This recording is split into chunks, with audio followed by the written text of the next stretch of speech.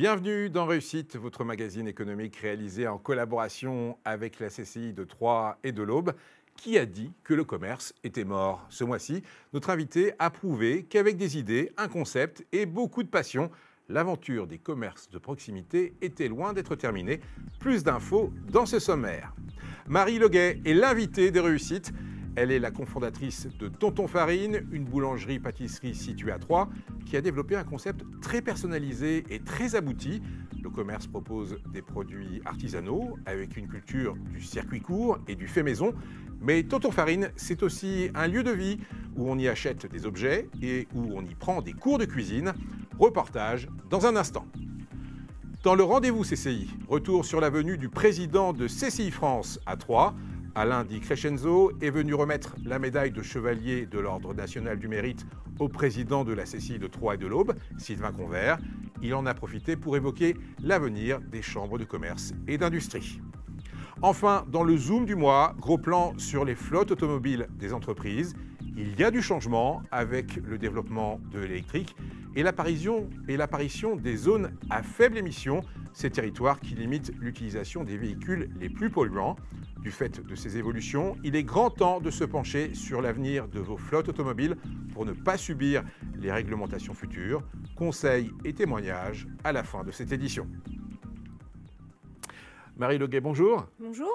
Alors, avant Tonton Farine, avant qu'on parle de Tonton Farine, on va parler de votre vie professionnelle bien remplie avant. Déjà dans la boulangerie-pâtisserie, il y avait une aventure. Racontez-moi en quelques mots.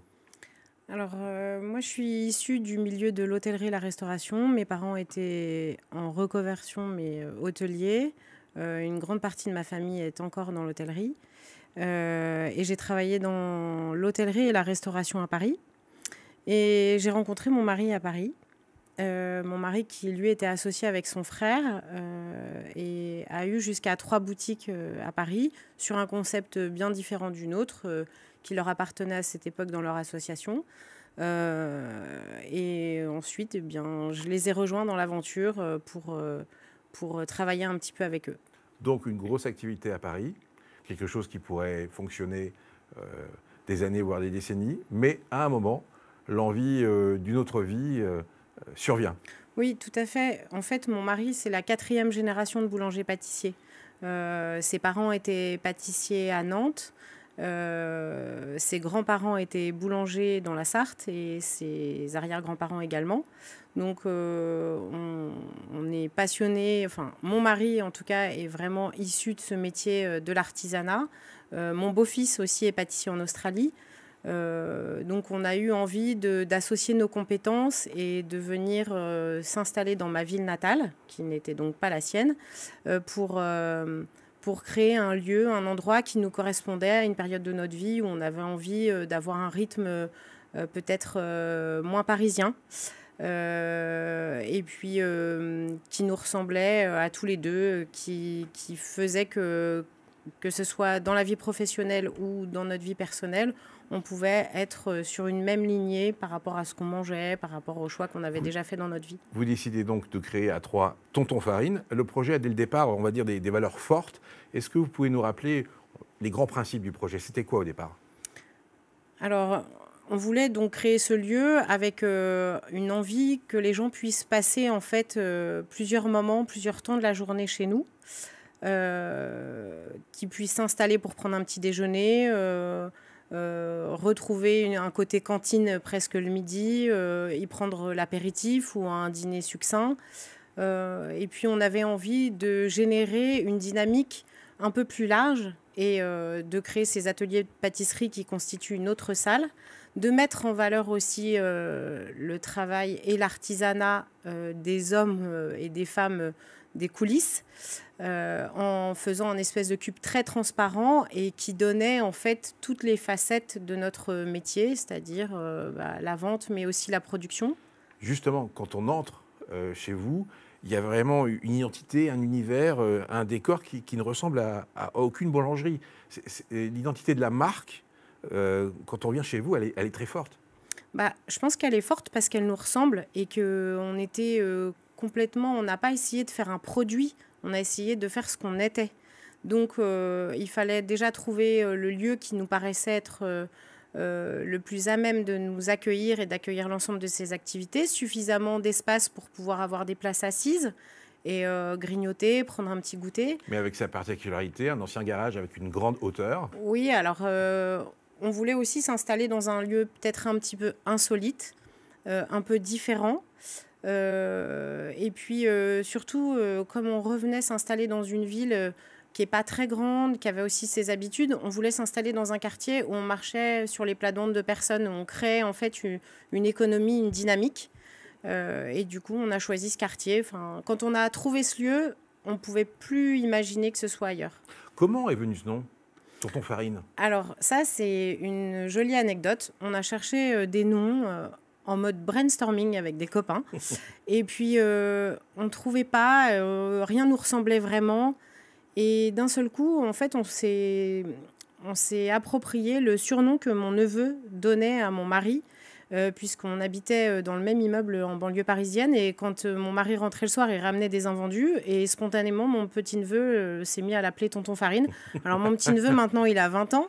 Mais voilà, ça reste quelque chose qui nous lie aussi. Et en fait, ce nom, pour nous, c'était une valeur conviviale, familiale, qui ressemblait en fait à l'activité principale qu'est le pain, puisque le pain, c'est un aliment qu'on a chez nous les Français tous les jours à notre table, plusieurs fois par jour, souvent. On voulait quelque chose qui se distingue pas, qui puisse être faire partie de la vie de tous les jours. On s'est rapidement dit que ça deviendrait chez Tonton. Et c'est le cas, puisqu'il y a plein de gens qui disent qu'ils vont chez Tonton et qui oublient même le mot farine et qui se sont appropriés notre nom, notre marque, comme une habitude de leur quotidien. Et c'est ce qu'on voulait. Vous l'avez dit, le concept va très loin, car vous vendez des produits avec une vraie culture artisanale, un développement du circuit court. Vous allez au-delà du travail simple, entre guillemets, de boulanger, puisque votre commerce propose de la dégustation sur place, de la vente d'objets, des cours de pâtisserie. Bref, un vrai univers qu'on a voulu découvrir dans un reportage. Découvrez donc l'univers de vente de Tonton Farine, un reportage signé Marie Urpo. C'est dans cet ancien garage que Tonton Farine s'est installé il y a 8 ans. Un concept novateur à l'époque où les clients sont invités à s'installer pour le petit déjeuner, le repas du midi ou même le goûter. On voit beaucoup ça dans les chaînes en fait, où il y a vraiment des gros établissements avec ce genre de choses. Mais nous en fait on est des artisans et c'est vraiment familial. Et en fait on a créé ce lieu-là pour pouvoir accueillir les gens, mais aussi qu'ils puissent passer en fait un moment, pas juste venir prendre une baguette parce qu'il n'y a pas de place pour s'asseoir, qu'ils puissent passer du temps dans le cadre en fait qui est assez joli et agréable en fait, qu'on peut y passer un moment. Ça change beaucoup parce que du coup on est vraiment à l'écoute du client sur ses produits, on doit prendre soin d'eux, on doit bien vérifier à ce que les boissons soient chaudes, les aliments frais. Ici tout est artisanal, la moindre chouquette a été façonnée avec des produits bio et locaux. La boulangerie-pâtisserie travaille en circuit court directement avec les producteurs, par exemple avec la ferme de la Marque dans le parc de la Forêt d'Orient ou encore la ferme d'Aude dans le pays d'Aude. On va faire des tartes, des flans, toujours avec des produits de saison. On a une spécialité, c'est nos petits choux en fait, qu'on travaille depuis l'ouverture. On a des viennoiseries qui, on va dire, basiques, type le croissant, pain au chocolat, pain au raisin. Et après, du coup, les sandwichs. Donc les sandwichs, la gamme, pareil, produits de saison, on change les pains, on change les produits. Mais on n'a pas de carte. Les produits sont faits en fonction des produits qu'on peut avoir à l'instant T. Vraiment, on fabrique tout ici. En fait, toutes nos pâtes, il n'y a pas de fond de pâte tout fait, il n'y a pas de crème déjà préparée, il n'y a pas de sac de farine avec des conservateurs ou des choses de l'anticloque, voilà. Mais moi, je préfère dire à quelqu'un, bah non, aujourd'hui, j'ai pas de pain au chocolat, non, aujourd'hui, on est en rupture de je ne sais quoi, plutôt que de proposer quelque chose qui ne nous correspond pas et qui ne correspond pas à l'état d'esprit. Tonton Farine, ce n'est pas juste une boulangerie, mais aussi une épicerie où il est possible d'acheter de la confiture comme des tasses et des paniers. C'est aussi un service de livraison et de traiteur. Il propose même des cours de pâtisserie. L'idée était d'aller au bout d'un chemin, c'est-à-dire de dire, voilà, ici on fabrique tout et on va vous le montrer. Et si vous voulez, vous inscrivez à un cours et on va vous apprendre à faire une recette en alternant la démonstration et la réalisation, ce qui permet vraiment aux gens de repartir avec la possibilité de refaire intégralement la recette chez eux. C'est des bons moments de convivialité. Soit les gens viennent partager ça déjà ensemble, ils arrivent en groupe mère-fille, couple, voilà. Soit ils se rencontrent. Soit ils sont animés par une passion, soit ils viennent simplement chercher une occupation. L'objectif désormais, créer un emploi pour trouver un animateur technicien pour développer l'activité atelier. Marie Leguet, une précision par rapport à ce reportage. Le bio, le circuit court, c'est vraiment une ambition. Ça ne peut pas être du 100%. Non, on peut pas. C'est compliqué de faire du 100%. Alors on pourrait, mais on a une gamme assez large. Et puis c'est assez compliqué quand même de constituer une gamme uniquement bio et locale. Mais beaucoup de nos produits, 80% de nos produits sont bio, donc ils ne sont pas tous certifiés. Mais moi, je le certifie. Et après, toute notre gamme de pains spéciaux est bio. Énormément de produits. Les œufs sont bio et locaux. Beaucoup de produits sont locaux. Effectivement, le lait, mais on en a d'autres. Le jus de pomme, le beurre est AOP. Voilà. Après, bio et local au maximum. Bio ou local au maximum. Et quand on ne peut pas, c'est conventionnel. On a vu votre univers de vente. Ce qu'on a oublié de dire, c'est que vous êtes installé depuis près de 10 ans. Est-ce que le pari est gagné maintenant sur le plan économique, sur le plan du chiffre d'affaires?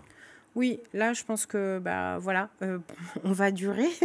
On est là pour un moment. On s'est créé notre outil et maintenant, on s'est éloigné du stress d'une réussite, d'un échec plutôt. Et donc, voilà, on s'est beaucoup concentré sur notre outil de travail et on va continuer à le faire en gardant le même fil conducteur. Vous avez combien de salariés chez Tonton Farine? On est entre 10 et 15 en fonction des périodes de l'année, avec ou sans apprentis, pendant les périodes de fête ou d'accélération. Donc voilà. La question qui tue pour un employeur, c'est facile d'embaucher?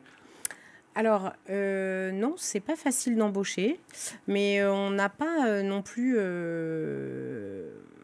de gros problèmes d'embauche. On a des gens qui sont chez nous depuis assez longtemps. Alors, il y a toujours des gens qui rentrent et puis qui sortent pour des raisons complètement diverses. Par exemple, là, on a une jeune femme qui travaillait avec nous en boulangerie qui a décidé de faire un grand voyage.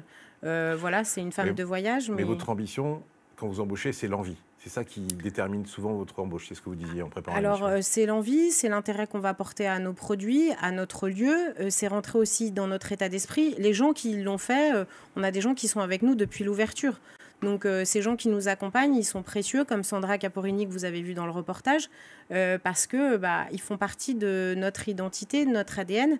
Et c'est ce qu'on aimerait constituer à terme sur une équipe parfaite, sans difficulté, ce qui n'est pas toujours possible. Mais... On revoit à l'antenne les images de votre local. On ne peut pas s'empêcher de se dire, mais bon sang de bonsoir, ça se développe en franchise, Tonton Farine.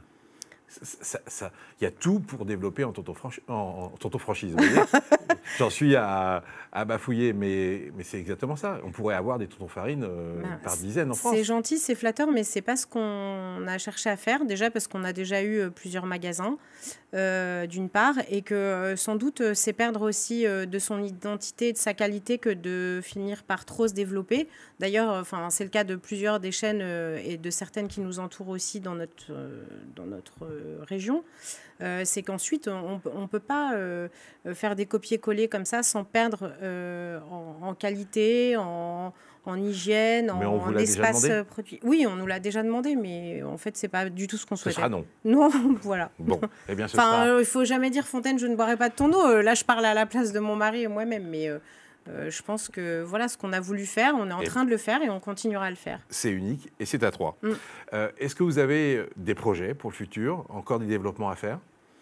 Alors, notre souhait, c'est de continuer à l'artisanat et la production telle qu'on l'a conçue dès le départ et de maintenir notre qualité, mais c'est aussi de développer les ateliers.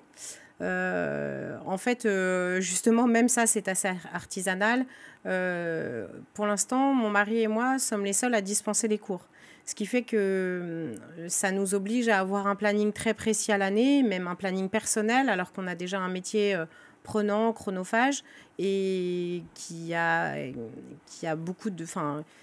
Et comment vous allez faire alors, du coup? Alors, l'idée, ça serait de développer en fait nos ateliers en créant un site de vente en ligne qu'on aurait pu faire depuis bien longtemps. Il y a des entreprises plus petites que nous qui s'y sont attelées il y a bien longtemps. Pour pouvoir réserver son cours? Pour pouvoir réserver son cours en ligne, je suis dans mon canapé, on est vendredi soir, il va pleuvoir demain, tiens, j'irais bien faire un cours de flanc, oui, voilà. Il reste des places, je vois qu'il y a une place qui s'est libérée, je peux m'inscrire. Voilà, c'est une façon de fonctionner plus 21e siècle que ce qu'on fait jusqu'à maintenant, où on s'inscrit avec des petits bons à la boulangerie. Ça nous permet d'avoir vraiment l'œil dessus, et c'est vrai qu'on a aussi là-dessus, notre système est trop artisanal. Il ne faut pas le dire parce que dans votre bouche, c'est oui. Du vrai, du 100% parfait. Oui. Donc, écoutez, je vous souhaite en tout cas une arrivée du site en ligne très rapidement parce que je pense qu'on aura donné envie à pas mal de monde d'assister à vos cours. On se retrouve dans un instant pour la suite de réussite. Nous vous parlerons de l'avenir des CCI, mais aussi de l'avenir de votre flotte automobile. À tout de suite.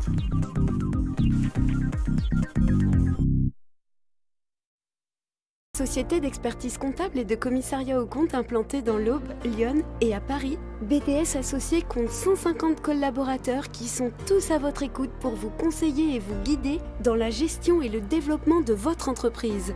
Chaque jour, une équipe dédiée et performante vous accompagne dans la réalisation de vos objectifs et la réussite de vos projets en mettant à votre disposition un ensemble d'outils modernes et digitaux. Venez pitcher votre projet pour le faire décoller à l'occasion des mercredis BDS. Retrouvez toutes les informations sur le site de BDS Associés.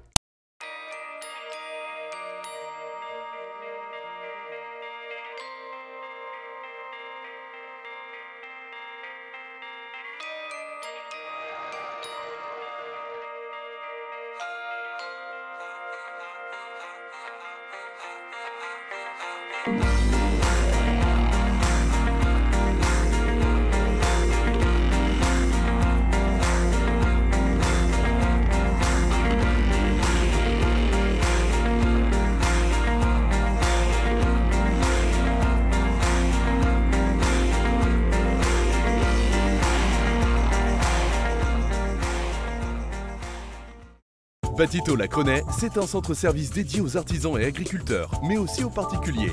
Batitol, c'est votre spécialiste dans les tôles bac acier, panneaux sandwich isolés pour toiture, bardage et leurs accessoires. Les aménagements intérieurs de bâtiments sur mesure, les abris de jardin, garages et locaux extérieurs isolés. L'équipe de Batitol étudie tous vos besoins, vous conseille et vous propose des produits précis et adaptés. Contactez-nous, Batitol à Crenay, Zac des Sources, 03 25 43 10 10.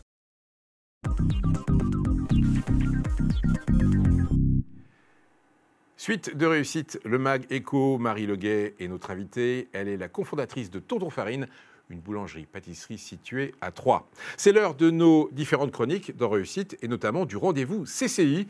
L'occasion de revenir sur une belle cérémonie au sein de la Chambre de commerce et d'industrie de Troyes et de l'Aube. Sylvain Convert, le président local, a reçu la médaille de chevalier de l'Ordre national du mérite des mains d'Alain Di Crescenzo, le président de CCI France. L'occasion d'évoquer avec lui l'avenir des chambres de commerce et d'industrie et de leur rôle impactant sur leur territoire, alors que ces dernières semaines, l'État avait une nouvelle fois brandit la menace de coupe budgétaire les concernant. Pour Alain Di Crescenzo, pas de doute, le rôle des CCI est primordial. Une interview réalisée par Damien Ardois. Les chambres de commerce aujourd'hui, c'est le dernier maillon territorial de service public aux entreprises. Vous savez, la plus belle transformation qu'on ait pu faire, je crois, c'est les chambres de commerce. Vous savez, refaire autant avec donc 66% de taxes en moins, ça veut dire une grande transformation. Nous sommes des entrepreneurs. L'entrepreneur, ça veut dire quoi? Ça veut dire se transformer quand ça marche et se transformer quand ça ne marche pas. Toujours. Rien n'est acquis. Et donc, il est normal, et c'est le plan que nous avons, c'est le plan stratégique des chambres de commerce qui a été voté à l'unanimité, qui donc prépare la transformation des chambres de commerce pour aller vers les sujets qui sont les plus forts. C'est quoi les sujets on nous attend? On nous attend sur les transformations, qu'elles soient environnementales, qu'elles soient digitales, qu'elles soient sociétales. On nous attend sur la transmission d'entreprise. Vous savez qu'il y a 25% des entrepreneurs qui ont mon âge. C'est magnifique, je ne suis pas trop vieux. Mais quand même, Donc ça veut dire que si on n'arrive pas à trouver de la reprise d'entreprise, des repreneurs d'entreprise, nous allons avoir un chômage multiplié par 2. C'est les compétences. Vous savez que 80% des métiers de demain, on ne les connaît pas aujourd'hui. Il faut parier sur les compétences et la formation. C'est la réindustrialisation de la France. On est passé, en termes de poids du PIB de l'industrie, de 22% il y a 30 ans à 12% aujourd'hui. On a perdu 2 millions d'emplois. C'est le commerce international et bien sûr, c'est l'économie de proximité. On se retrouve dans 10 ans. Comment vous imaginez les CCI? Comment vous imaginez, par exemple, la CCI de Troyes et de l'Aube dans 10 ans? Alors, dans 10 ans, je l'imagine sans doute plus digitalisée, d'accord? Je pense qu'on gardera nos effectifs globalement, peut-être à quelques départs à la retraite près, mais ils seront beaucoup plus digitalisés. Je pense qu'on aura pleinement consommé notre utilisation de la digitalisation des data et de l'intelligence artificielle pour rendre des services à nos entreprises de première nécessité, qui seront des services digitaux. Et je pense qu'on sera fiers d'être des services digitalisés et humains.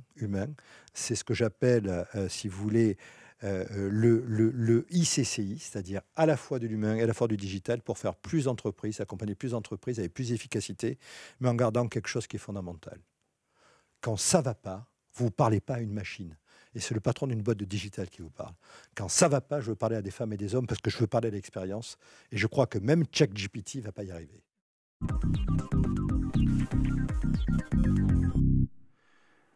Si vous êtes chef d'entreprise, alors il est peut-être temps de se pencher sur votre flotte automobile. Dans le monde professionnel aussi, la révolution électrique est en marche. Le législateur va imposer des restrictions de plus en plus fortes sur des voitures à moteur thermique, notamment diesel. Et cela aura forcément des incidences sur vos choix en matière de location d'automobile, mais aussi sur les infrastructures à installer au sein de votre société. Le point avec ce reportage signé Eline Wisniewski, Christian Vira et Marie Urpeau. L'entreprise auboise Festilight possède une quarantaine de véhicules. Depuis plusieurs années, le spécialiste des décorations lumineuses a choisi de renouveler sa flotte automobile en se tournant vers des véhicules hybrides ou électriques. Par exemple, des petits fourgons qui servent beaucoup sur des courses sur du faible kilométrage vont être transformés en électrique au fur et à mesure des renouvellements. Ça permet de faire des économies sur tous les petits déplacements ou les moyens déplacements. Après, lorsqu'on est sur des véhicules qui font beaucoup de kilomètres, aujourd'hui, on a encore beaucoup de difficultés à avoir une autonomie suffisante qui est compatible avec nos urgences. Verdir sa flotte automobile, une évidence pour l'entreprise, notamment avec la mise en place de ZFE sur le territoire français. Dans ces zones à faible émission, l'accès est réservé aux véhicules les moins polluants. Les ZFE aujourd'hui ne sont pas encore très nombreuses, mais c'est quelque chose qu'il faut anticiper, sachant qu'on a des commerciaux qui tournent sur l'ensemble du territoire français, donc forcément qu'ils sont confrontés à ce problème. Et puis il y a certains magasins, par exemple des grands magasins parisiens pour ne pas les citer, qui n'acceptent aujourd'hui que de la livraison à partir de véhicules à faible émission. Et on a des SMI qui partent sur Paris et qui ensuite sont transbordés sur des véhicules électriques pour accéder sur certains points de livraison. Donc c'est une vraie problématique aujourd'hui et c'est quelque chose qui va encore s'amplifier parce que des villes comme Paris ont des politiques très drastiques pour éviter d'avoir des véhicules thermiques à l'intérieur de leurs murs. Et l'entreprise va encore plus loin avec la création de Festiwatt il y a un peu plus d'un an.